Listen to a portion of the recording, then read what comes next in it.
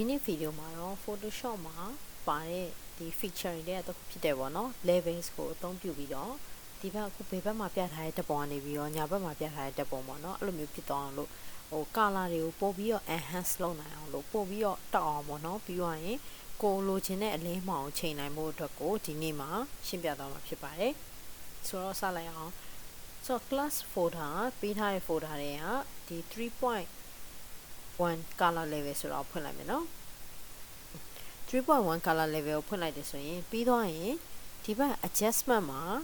ဒီလိုမျိုးလေးတုံးလေးတွေပါတဲ့ဒါကို levels လို့ခေါ်တယ်ဆိုတော့ဒီ levels ကိုနှိပ်မယ်ဒါပေမဲ့ဒီ adjustment ကကိုယ့်ရဲ့ window မှာမပေါ်နေဘူးဆိုရင် view ကိုwindow ကိုသွားပြီးတော့ adjustment ကိုနှိပ် window ကိုသွားပြီး adjustment ကိုနှိပ်လိုက်တဲ့အခါကျရင်ဒီ window လေးကတက်လာလိမ့်မယ်အဲ့ဒီကျရင်ဒီ line လေးကိုယူလိုက်ပါနော်ဒါဆိုရင်အဲ့လိုလုပ်လိုက်တာ ਨੇ ဒီဘက်နဲ့ထပ်ပါပေါ်လာမလဲဆိုရင်ဒီလိုမျိုး window အသစ်တစ်ခုတက်လာမယ်ပြီးတော့နောက်တစ်ခုက layer box ထဲမှာလဲကိုယ့်ရဲ့ဓာတ်ပုံရဲ့အပေါ်မှာ level အတွက်ဆိုပြီးတော့ layer လေးတစ်ခုပေါ်လာလိမ့်မယ်ဟုတ်ပြီနော်ဆိုတော့အခုဒီမှာချိန်ကြည့်အောင်ဒါကိုဒီဘက်မှာထားလိုက်ရတယ်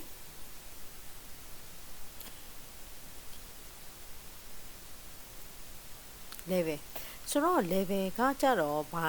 ကိုပြောတာလဲဆိုရင်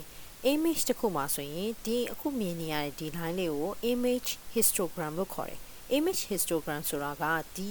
ဓာတ်ပုံမှာပြထားတဲ့ဒီကိုဖွင့်ထားတဲ့ဓာတ်ပုံတစ်ပုံမှာသူ့မှာအလင်းတွေကဘယ်လိုမျိုး spread လုပ်ထားလဲဆိုတာကိုဒီလိုမျိုး graphical ပေါ်ပြတဲ့ဟာကို image histogram လို့ခေါ်တယ်ဆိုတော့ဒီ image histogram မှာကိုကမဲရောင်ကိုပို့ပြီးတော့မဲခြင်းလားဖြူတာကိုပို့ပြီးတော့ဖြူခြင်းလားဆိုတော့ဒီဟာကိုကိုကချိန်လို့ရတယ်ဆိုတော့အခုဒီမှာချိန်ပြီးပါเนาะချိန်တဲ့အခါမှာကိုကအဆပါခြင်းရဒီလိုမျိုးအဲ့ဒါကိုကိုကဒီလိုမျိုးဖြူခြင်းနဲ့ဆိုရင်လည်းရတယ်ဒါမှမဟုတ်ကိုကပို့ပြီးတော့နှက်တဲ့5မျိုးသွားခြင်းနဲ့ဆိုရင်လည်း okay ဒီလိုမျိုးလေးအနောက်က building ကိုပေါ့เนาะကိုကfocus လုပ်ခြင်းနဲ့ပြီးတော့ဒီလိုမျိုးမိုးအုပ်နေတာပေါ့เนาะဒါကိုပြခြင်းနဲ့ဆိုရင်ဒီလိုမျိုးလေးသွားလို့ရတယ်အဲ့လိုသွားနေတဲ့အချိန်မှာပဲကိုကဒီအောက်ကိုအရင်မမှောင်ခြင်းဘူးဒင်းခြင်းနဲ့ဆိုရင်သူ့ကိုအလင်းကိုထပ်ထည့်ပေးလို့ရတယ်เนาะဆိုတော့ဒီလိုမျိုးဒါကို image histogram လို့ခေါ်တယ်ဒါကကိုယ့်ရဲ့ပုံမှာတစ်ချက်ထပ်ပြီးတော့လေ့ကျင့်ကြည့်ပါ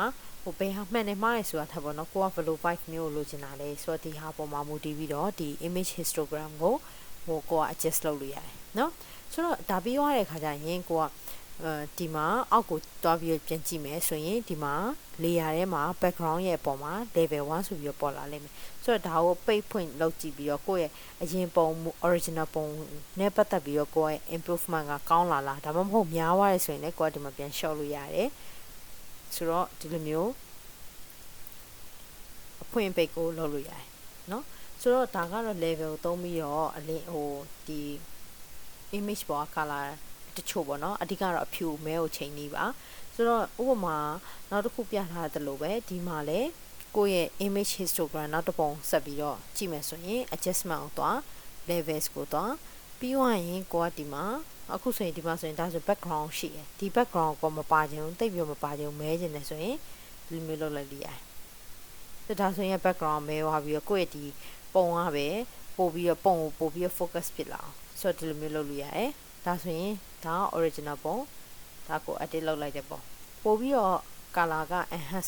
enhancement ပေါ့နော်ပို့ပြီးတော့ကောင်းပါတယ် color ကနည်းနည်းပို့ကြည့်လို့ကောင်းပါတယ်ဆိုတော့ဒီပုံကိုဒီ